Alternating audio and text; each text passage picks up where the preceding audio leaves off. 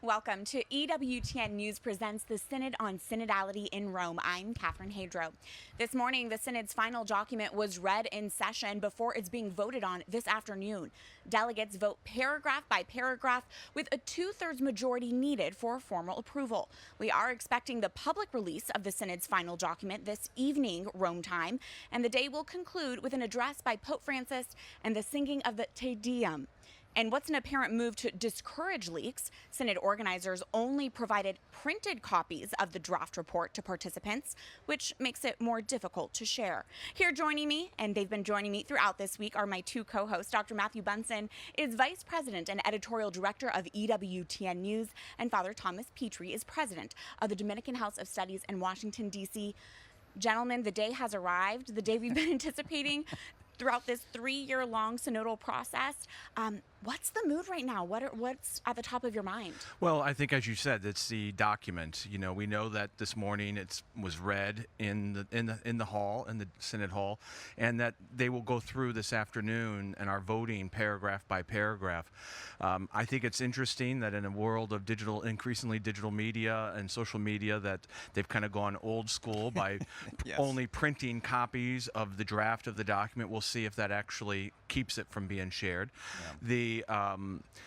The thing to note, though, is that document is not the final document, because paragraphs could be excised and I presume modified even, perhaps. Well, yeah, there'll be voting on it, and it's that consensus. So one of the questions is, will it reach certain majority votes that you need for it to become officially adopted? But the other thing that we're going to be anticipating is that list. We hope that they'll do it as they did last year with each of the paragraphs and what the vote tally was. That will be insightful. So that I think it's an important bit of transparency on the part of the Synod organizers. They had it last year, like I said. I think there's going to be intense interest, probably, on certain topics, I'm sure, as to what that vote tally was like. But the one thing that we, even now, have to begin looking at is that this is the end of this Synod. Yeah. But it is far, far from the end of the synodal process. Everything goes to Francis, but we still have the study groups. We probably have years ahead of us discussing synodality, and we can even start looking ahead, perhaps, to the topic that Pope Francis wants to choose for the next synod. Already thinking ahead to that. And as I mentioned, we'll hear from Pope Francis himself this evening. How significant do we expect those remarks to be? Well, it'll be interesting to see. One of the things that we've noticed over the week is just how the concept of synodality has really seems to have shifted in a lot of people's minds, and especially with the encyclical that came out on Thursday. So it'll be interesting to see how he handles and addresses that. I'm sure he will talk about mission and evangelization. Right. I can't imagine Pope Francis not. But I also wonder if he will give any sort of time to some of these theological forums and the time to some of the issues that were taken off the table, because obviously the issue of women's ordination to the diaconate continues to be exacerbated by a minority of Synod delegates. Yeah, and I think Francis, much as he did last year, but this year it's more dramatic, it's more conclusive, I think. He reflected on synodality. So this will be one of those major opportunities for him in front of a world stage, certainly in front of the whole church, to reorient or to reiterate his definition, his vision for synodality. But then also I think he knows that this can't be the end. He has to be looking ahead for what the means for implementing this vision. So there always has to be a practical application for what they're talking about, and I think we'll start seeing some of that tonight. I think so too. For framing purposes, again, we've talked about, last October there were leaks by this point of the document, which is why they're not sharing it digitally. Right. Compared to other synods that you both have covered, what is the mood of this final day here compared to previous years? Well, I think we've noticed that it does. One of the bishops said it the other day, that there's just much more serenity to this process than there was in previous years. I think the message has finally gotten out, even if not everyone likes it or has really heard it and understands it, that the Synod is not the forum to make changes to the church or to address one's pet peeves and pet issues. Right. And it has to be stressed repeatedly that Pope Francis himself says it. A synod is not a parliament. We are not, unlike what the Germans in their synodal way want to do, we're not putting the teachings of the church up for a vote. It doesn't work that way. And so as we look forward to this document, let's remember that this is purely a consultative body that is presenting the final report of its deliberations, now over 3 years, but realistically 2 years, to the Pope to do with them as he will. It is purely advisory. Exactly. We have to keep that in mind, especially Yeah. as there's a lot of buzz about what is going to be in this document. And we've had the chance throughout this week to hear from church leaders for our coverage. Father Petrie and I spoke earlier with Cardinal Koch, prefect of the dicastery for promoting Christian unity. He shared the role of interreligious dialogue at this synod. Here's our interview.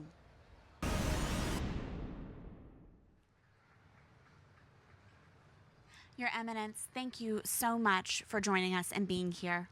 Thank you.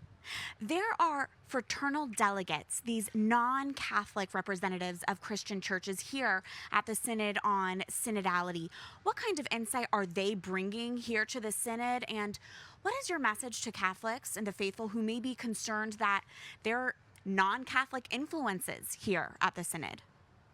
This was always the case in the synods. Always were invited ecumenical delegates.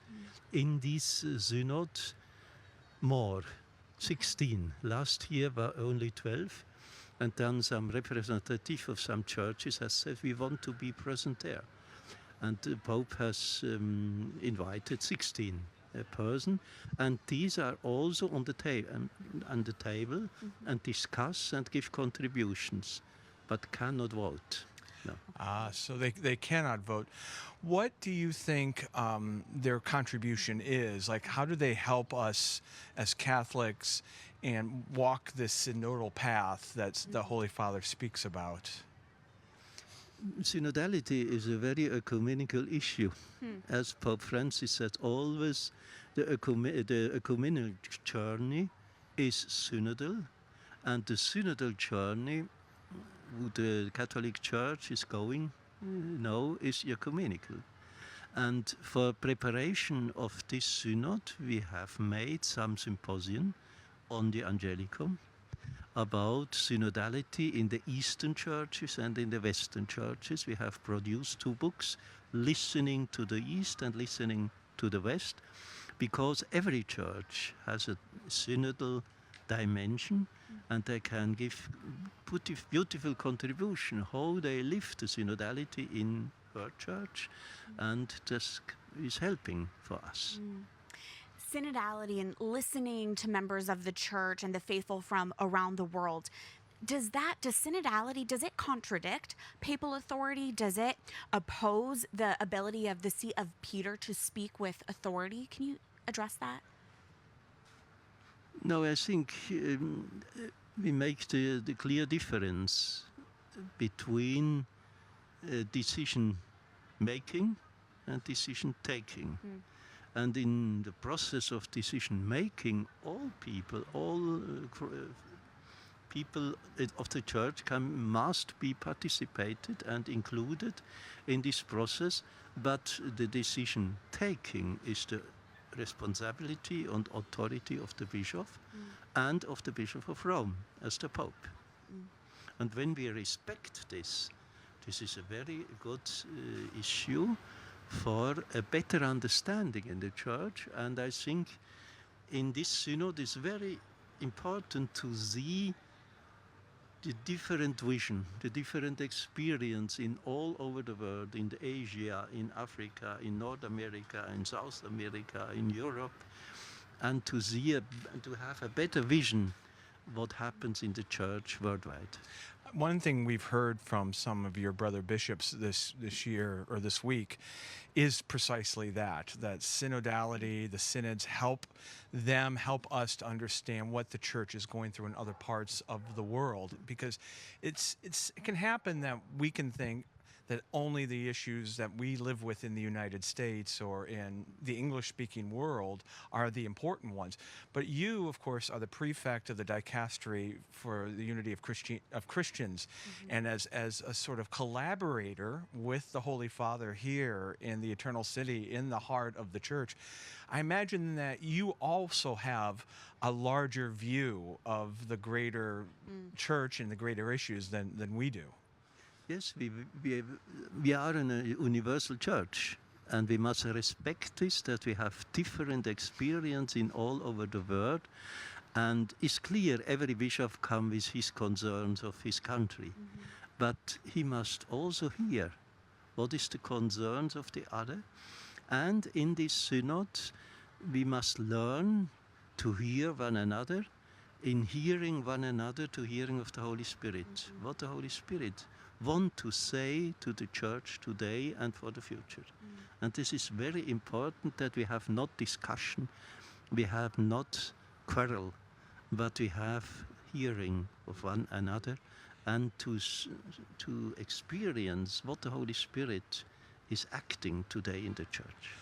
One of the things, as we wind down, and I know the Synod delegates will be voting on the document on Saturday, and I know that your deliberations are all very confidential, but it does seem that for all of these synods, especially last year, but that this has been corrected, might be too strong of a word for this year, that some have seen the synods as a possibility of reform or change, but this hasn't been Pope Francis's vision. His is more, it's about listening and listening to the Holy Spirit.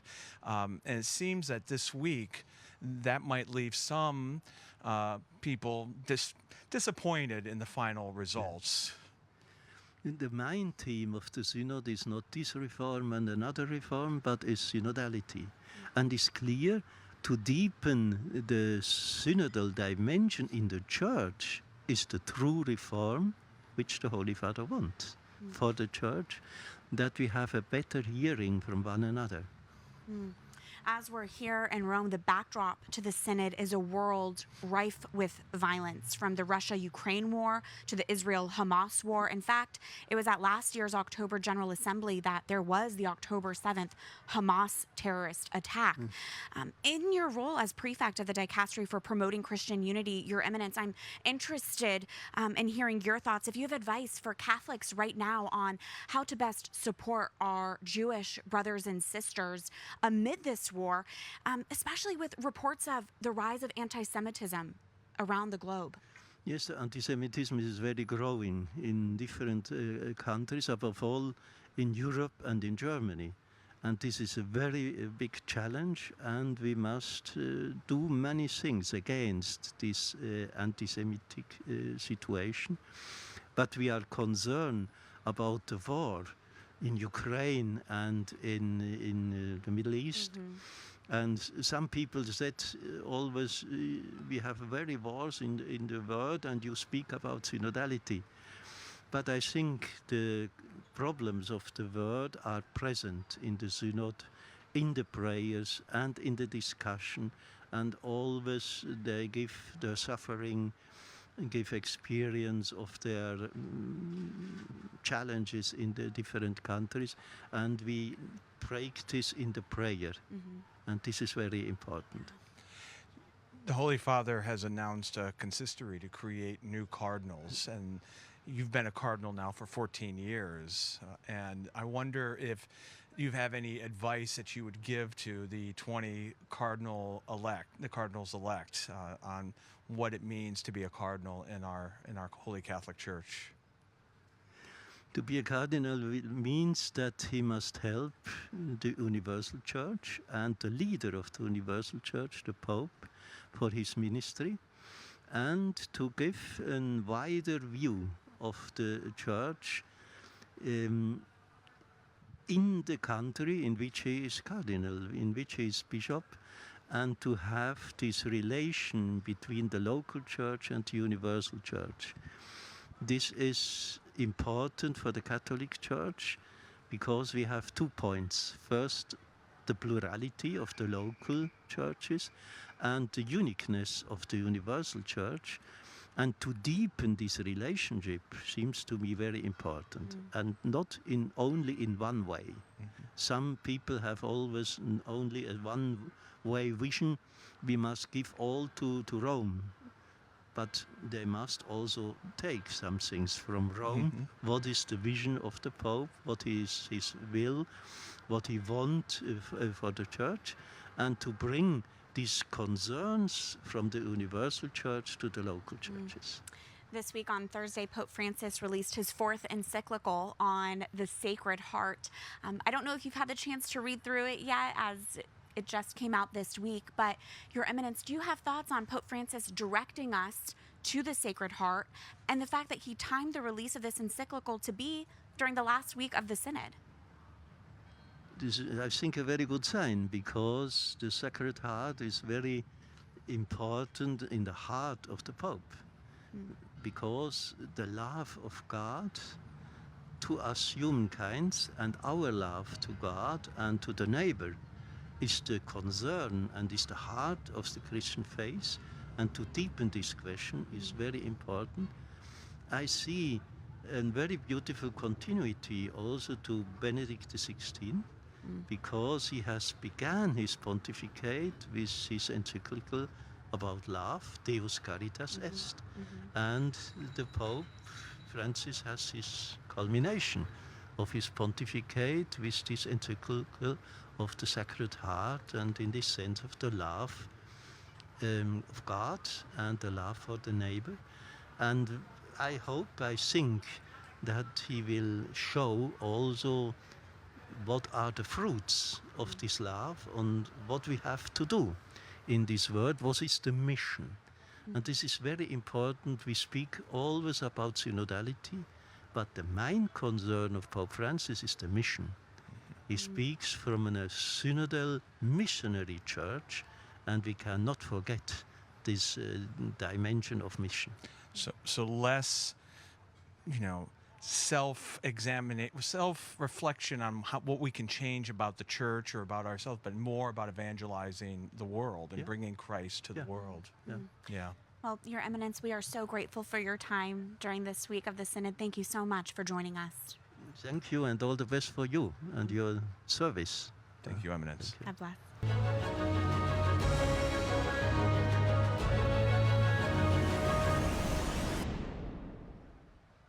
Again, that was our interview with Cardinal Koch. Grateful to speak with him during what is a busy week, and great to hear his insights about the role of interreligious dialogue here. Even though there are non-Catholic members present at the Synod, they are not voting members, and that is an important point of clarity. Absolutely.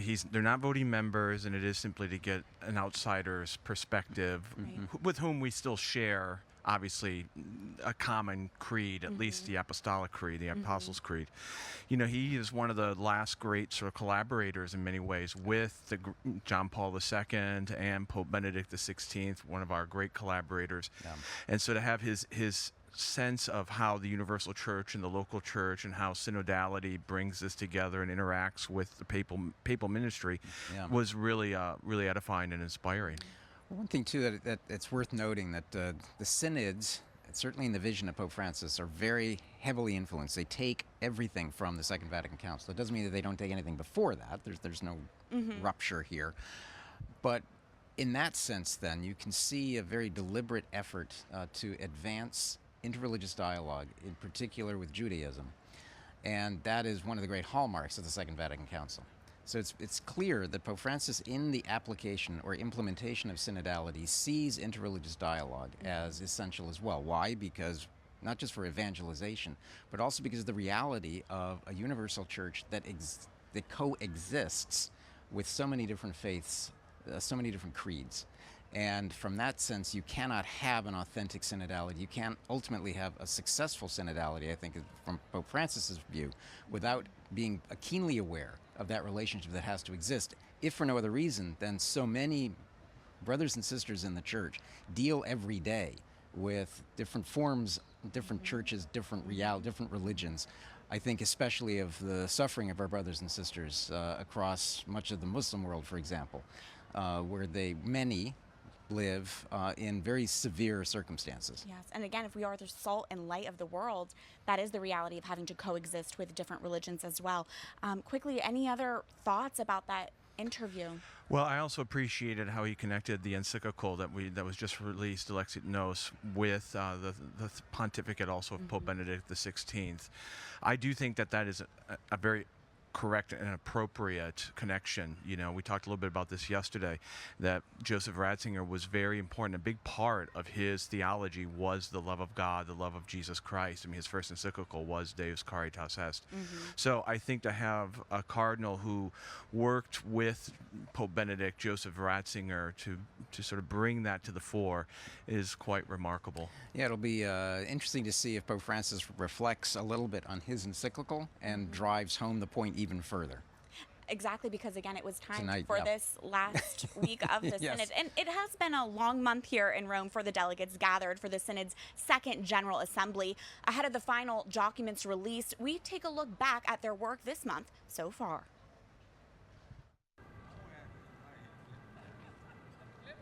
For the past month, bishops, religious, and lay people from around the world have gathered with Pope Francis at the Vatican for the Synod on Synodality, the 3-year process of listening and dialogue that the Church began in 2021. In all, 368 participants have been meeting daily inside the walls of the Vatican to explore and discern the most effective ways to carry out the Catholic Church's mission in the future. Being part of such a gathering is a good encouragement to see that you are part of something big, even if you are not that numerous at home, but it confirms your belonging to a universal church with all the strength that will include. No time to prepare. Topics such as lay participation, the roles of local churches, and episcopal conferences, and the need for more transparency and accountability have been widely discussed. Quoting, While the possibility of ordaining women to the diaconate has officially been ruled out, the role of women in the Church was one of the main topics of the Synod.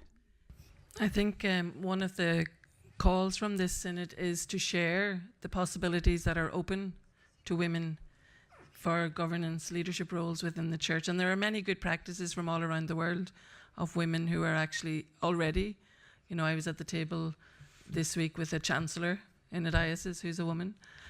So there are already, but we're actually quite ignorant of what is possible at the moment. And that was, there's a list actually of the possibilities that exist, and that we should share that good practice and learn from each other.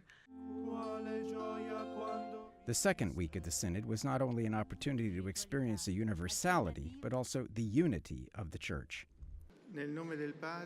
Starting with the day of prayer and fasting on October 7th, the 1-year anniversary of the outbreak of the Israel-Hamas war, the Synod Assembly also organized a collection for the victims of the war in Gaza.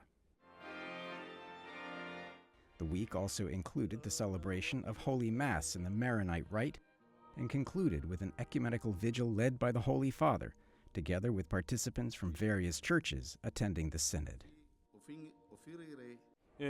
For us it's very interesting as well to see that the others had a very different problems like the ours. And I see that we can help to encourage, for example, and to share our own experience. Who can compare one and each other. È un tema ricco e complesso. Participation, governance, and authority were the themes during the Synod's third week. Several pastoral theological forums were also held across Rome to provide a public platform for reflection and debate on some of the theological topics discussed during the Synod. One important topic the Synod participants and experts addressed at the forums was the possibility of granting doctrinal authority to local bishops' conferences. So the big topic this week is decentralization. So to what degree can local churches and not the Vatican here have the authority and the power to make doctrinal decisions? So the Synod delegates are actually considering a proposal this week to give national bishops' conferences doctrinal authority to make some of those tough decisions on teaching and discipline in their own context instead of here in the Vatican. Dieu de paix. Many bishops have stressed that while different cultures, rites, and methods of evangelization are a treasure to the Church, the faith itself must remain everywhere the same. During the fourth and last week of the Synod, the participants have been writing and editing the final document draft, which will be voted on and ultimately presented to Pope Francis. He will then decide what comes next for synodality and for the Church. That was a great refresher of all the work that's been done so far. And joining us now is Jonathan Liedl, Senior Editor for the National Catholic Register. Jonathan, thanks for joining us. My pleasure. Great to be with you both. And thanks for all your work covering this Synod. And here it is. We're finally here the day of voting on the Synod final document. What's the mood among the delegates today? Yeah, I think I would say in a word, relief, right? Because keep in mind the final document isn't just the product of this past month, but really it's the product of this process that's been ongoing for 4 years, the Synod on Synodality since 2021. So I think the delegates have certainly put in a lot of work, and to be hopefully arriving at a document that all present can kind of agree upon, that has that degree of consensus that we've been talking about, will certainly bring a degree of relief to all who have participated.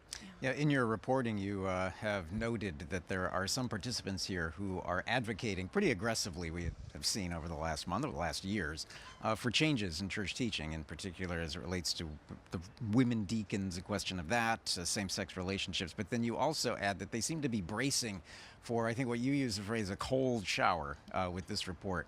Do you anticipate that that's still the case, or have there been some movements in the last days? Yeah, I think you're right that relief overall characterizes most here, but you're right. There are some maybe more progressive Catholics who I think are disappointed with where things seem to be heading with this final document. There's actually a Swiss delegate who said just the other day that the Vatican hasn't taken seriously the Synod because it hasn't listened to some of these voices advocating for some of these really kind of radical changes. And I think really what I think it comes down to is expectations, because the Synod, if we think back even a couple years, this was presented by key figures here at the Vatican as the biggest thing since Vatican II. So it was really presented as this kind of everything's on the table, anything can happen, nothing is settled. And I think for people who are trying to push for changes that I think we would agree are not really possible in the church, sacramentally ordaining women and things like that, they were never really told no, right? So I think there are a lot of very high expectations among that kind of group of people. And of course, we know that disappointment kind of lives in that space between expectations and reality. Well, speaking of expectations, I mean, last year it seemed like there was a little bit more media buzz compared to this year. And with the media, the Synod is trying to mitigate any leaks to the media, including ourselves. I know we're very much anticipating looking at that document, and they only printed hard copies of the draft. But do you have any insight as to what might be in that draft document? Yeah, you're right that they've taken steps to mitigate leaks, but I have talked to some delegates about what was in that initial draft and have read around about what other delegates have shared with other press outlets. And I think it really, is not that kind of revolution that some people were thinking. Really, it seems to be more of a reflection on the theology of synodality. What does it mean that the Catholic Church is synodal? What have we learned about that during these past 4 years? And what did each part of the church, different parts of the world, right, bring to the table in terms of their experience of synodality? How can we learn? And I think they're more general ideas, right, about how synodality can be carried forth at the level of the parish, in a diocese, in the selection of bishops. But maybe what we're hearing right now is not a ton of concrete proposals for how the Pope should alter canon law completely or anything like that. So a much more sober, I think, humble document is where things seem headed. Yeah, the question of canon law has certainly emerged in the Synod, but also in these theological forums that have been held around the city. I know you attended all of them. One of those, I'd hate to say hot button issues, but one of the issues that does keep coming up is that of decentralization and the possible role in terms of changing doctrine, or at least reflecting on doctrine, by Episcopal conferences. Has that become any sort of a reality that you can tell? And is that going to be one of the legacies of this particular synod? Yeah, I mean, going back a week and a half ago, that question of decentralization of doctrinal authority, giving bishops' conferences some degree of doctrinal authority, was probably the most contentious topic discussed in the Synod Hall this whole month. There was a great deal of pushback on this proposal. A number of delegates from what we learned made speeches before the whole assembly saying, if you decentralize doctrinal authority, you risk fracturing the unity of the church. You risk fracturing the faith, right? What might be a sin in Poland could be endorsed by the bishops across the border in Germany. So there was a lot of pushback on that. And this is the one question that when I talked to my sources, I asked, what does that look like in the initial draft? And they said it looks fine. They take our concerns into account. There's really, at least at this point, just a request for greater clarity on what is the doctrinal authority. And there's also an emphasis that nothing should be done that would fracture the unity of the church. So that's in the initial version, right? Okay. And we'll be keeping an eye on Right. what the final document says in that regard. So a lot of pushback in the Synod halls, but any sense of Pope Francis's thoughts and feelings on this topic? Well, we go back to Evangelii Gaudium in 2013, which was this document in the first year of Francis's pontificate that many say is kind of the blueprint for his papacy. And he does talk about sound decentralization, including doctrinal authority for bishops' conferences. But something really, really interesting that actually came up in the Synod Hall is that in the Italian version of Evangelii Gaudium, when it talks about that, when it talks about doctrinal authority for bishops' conferences, it uses this word qualche, which means some kind of, right? So there needs to be more thought about what exactly that would look like, whereas in the English version, it's just wide open doctrinal authority. So I think I think this is one of the questions when the Pope, whatever he decides to do with what's happened here at the Synod, we'll look to see what he does regarding decentralization of doctrinal authority. I think we'll have a clear idea of what he thinks then. Now, so there was obvious discussion, debate, contention over the issue of Episcopal conferences and authority. And yet, I know you've talked to a lot of the delegates here. We've interviewed some of the bishops who've been in attendance, and there seems to be a much, and the word has been used, serene atmosphere around these deliberations this year. Are you seeing that? But also, is it because they know each other? Is it because they know the process better? Why is it more serene? Yeah, I think it definitely is. I think it's definitely those two things. I think you hear these stories, right? People coming back, and some of these delegates from other countries are now friends. We think of Bishop Robert Barron and maybe Bishop Stefan Oster of Passau, Germany. A friendship emerged there.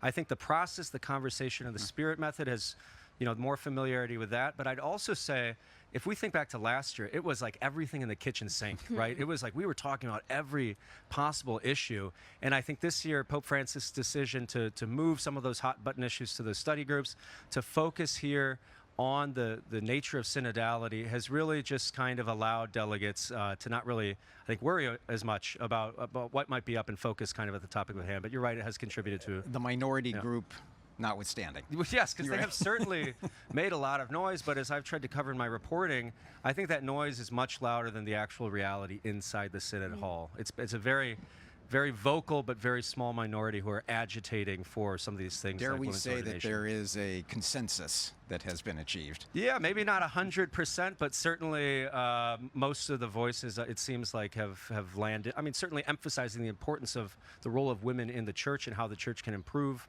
upon recognizing that in different capacities. But yeah, some of these more radical proposals, it seems like they have not been kind of agreed upon by most people there. Jonathan, with our last minute with you, what's your sense on what the legacy of this synod will be? Yeah, I think Pope Francis has really called us all together to have this experience of synodality. That's what we've talked about. In a sense, it's the process of kind of entering into these synodal discussions, and more so than any concrete proposals. But I go back to expectations, because I think for some people their hopes were so high that this would lead to some kind of radical changes in the church. And I think for other people, because those people had those expectations, there was a lot of concern and worry about what the synod might usher in. I think so all of us, wherever we come from, wherever we're standing, might recognize that through this process, Pope Francis has really invited us to listen, right? To first listen to the Holy Spirit and to listen to each other, and to really discern and pursue ways to invite all Catholics into the mission of the church, which is really to evangelize. Well, I want to encourage our viewers to look at honest reporting on what's happening here at the Synod. You're reporting at ncregister.com. Jonathan, thank you so much. Thanks so much. Sunday not only marks the end of the Synod, it also marks the unveiling of Bernini's baldacchino covering the main altar in St. Peter's Basilica after 8 months of refurbishment. Ewtn Vatican correspondent Paula Ariaza gives us an inside look. The scaffolding invades the main altar of St. Peter's Basilica. It's part of the restoration work on Bernini's bronze baldachin, a monument whose last restoration was in 1758. The work will be unveiled on October 27th. The Vatican initiated this restoration in preparation for the Jubilee of Hope, which will see millions of pilgrims from all around the world gathering in the Eternal City. The restoration not only focuses on the baldachin's brilliance, but also aims to captivate those who will view it. So that the pilgrims arriving for the Jubilee can enjoy this explosion of color, this explosion of perfection, and the joy that the monuments truly convey. Cardinal Mauro Gambetti, responsible for coordinating the works in the Basilica, hopes that this pilgrimage year will promote peace in various regions of the world. The hope is that something happens during the Jubilee that touches hearts and opens a vision, a horizon that can redirect the course of humanity in a different direction. The structure weighs more than 60 tons and stands as tall as a nearly 30-meter-high building. The restoration was made possible thanks to the Knights of Columbus, who contributed more than $750,000 to the project. One of the restorers explained that the primary change is in the acquisition of light, a cleaning process that rediscovered the gold leaf covering the baldachin's bronze structure. Dust, cleaning materials, and humidity had created a layer over the gold, dualling its shine.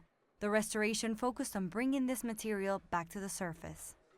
This work is of great importance to the Basilica, as the baldachin occupies a central place for Christians. The place is not by chance. The place is absolutely crucial.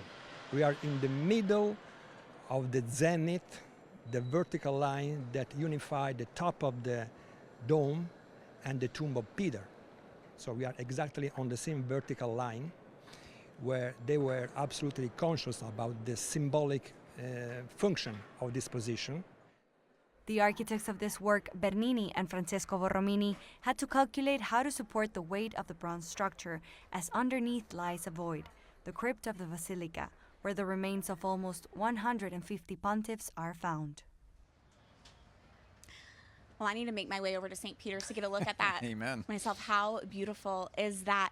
Father, did you have any thoughts on that discussion we had? Well, Jonathan is always very articulate, and he's got a great analysis. I think he's absolutely right that there's a vocal minority that have been pushing for change, and that was somewhat encouraged by organizers of previous synods. And in some ways, some of the same organizers that have organized this synod, and that in turn led to high expectations and led other Catholics to be concerned, overly concerned about the synods. Now, my concern now is, yes, there cannot be ordained women deacons. There cannot be women deacons, I mean, in any sense of the term. And it seems after the meeting on Thursday, right, with Cardinal Fernandez, that, this idea is still being thought about, that's still being talked about. And I wonder why, I mean, and is that unfair to that small minority of women, especially, who are being somewhat led on here, it seems to me. Right. Pope Francis was pretty clear. We all go back to that interview he gave with 60 Minutes where Nora O'Donnell asked him about women deacons, and he said, if you're talking about attaching this to holy orders, no. A very strong no. A very strong no.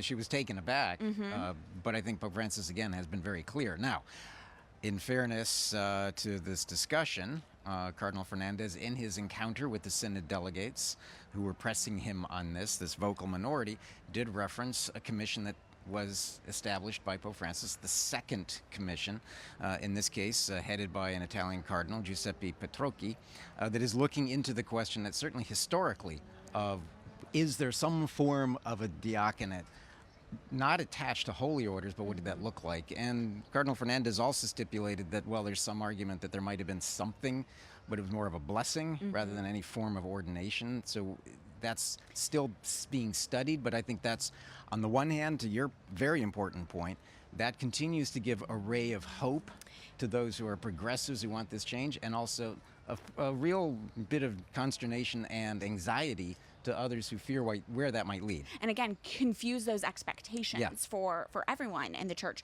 Can you just expand on the role of these study groups as to how it relates to this synod?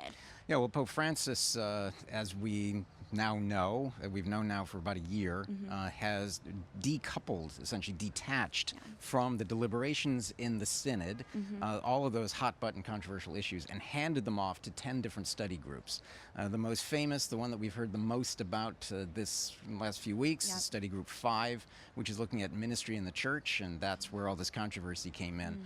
Pope Francis wanted this removed from the Synod precisely to achieve the results that we've had these last few weeks, where it is much more focused, it's much more serene. People are able, in some ways, to relax, save for this, again, very aggressive minority of progressive Catholics who are asking, as you say, the impossible. Well, and that notion of relaxing and serenity, we've heard all the bishops we've had on this week.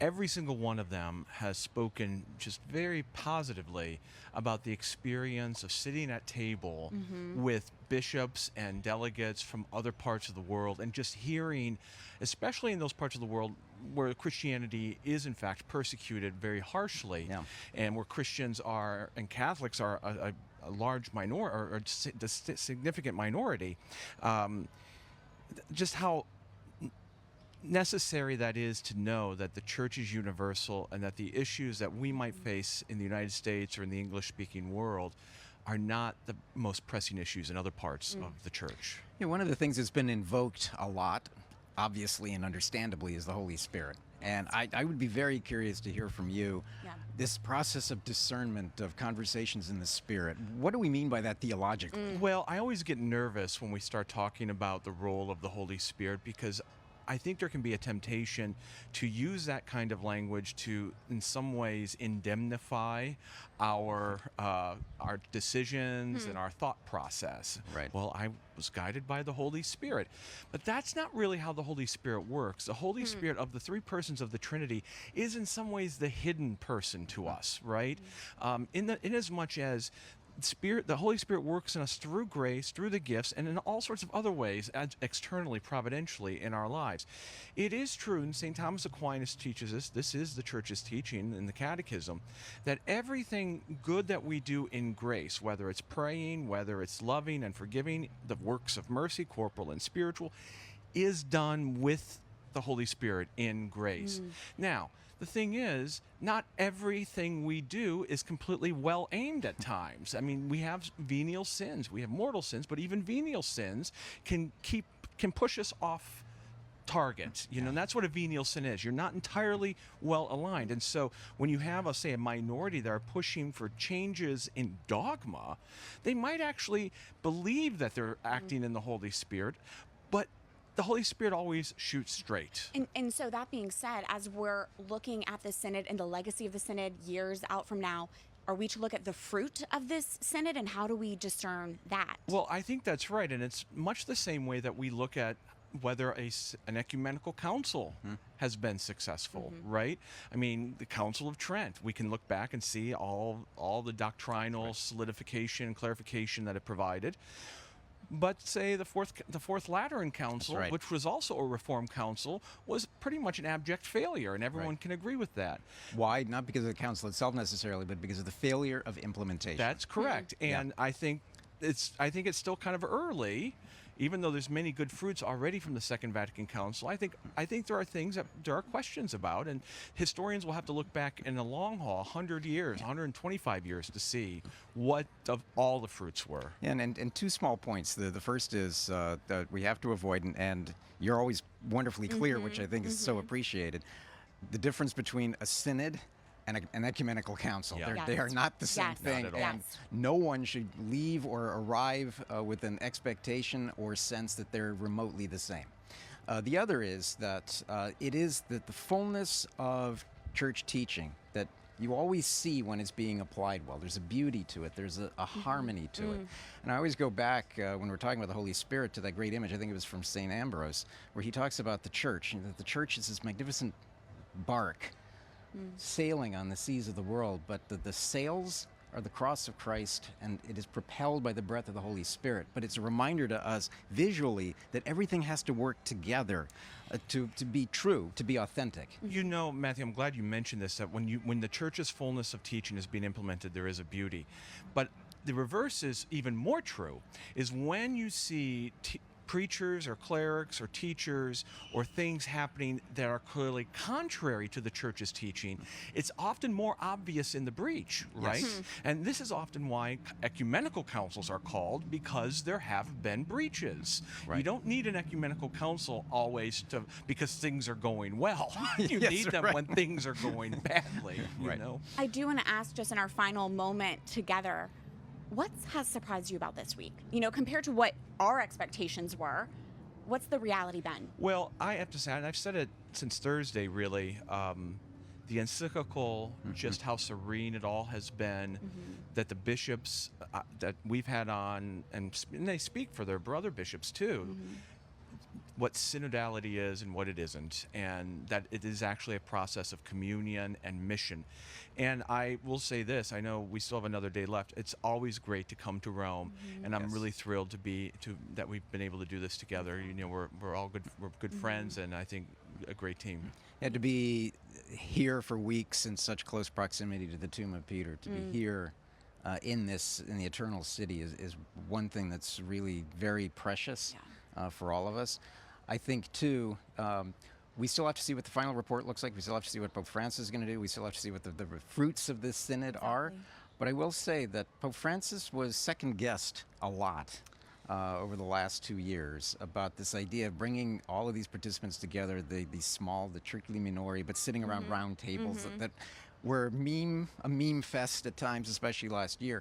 But he may have been onto something. What have we heard this week from so many of the participants, including a lot of the bishops, that, it turns out that they had that opportunity last year to get to know each other. And now we're seeing the fruits of that as it's playing out, and it has led to, apparently, we'll have to see it, a consensus among the participants that we started to see coalesce at the end of last synod, at the last session, and really began bearing its own fruits in this one. So hats off to Pope Francis. And we'll have to hear what he has to say tonight. Well, that concludes today's coverage of the Synod on Synodality's Second General Assembly in Rome. Tomorrow, join us as we provide analysis of the Synod's final document and bring you live coverage of the closing Mass of the Synod, at which Pope Francis will preside. You can find all programming times at Ewtn.com, and be sure to read Ewtn News' live updates on the Synod at CatholicNewsAgency.com. We'll see you tomorrow here from Rome. God bless.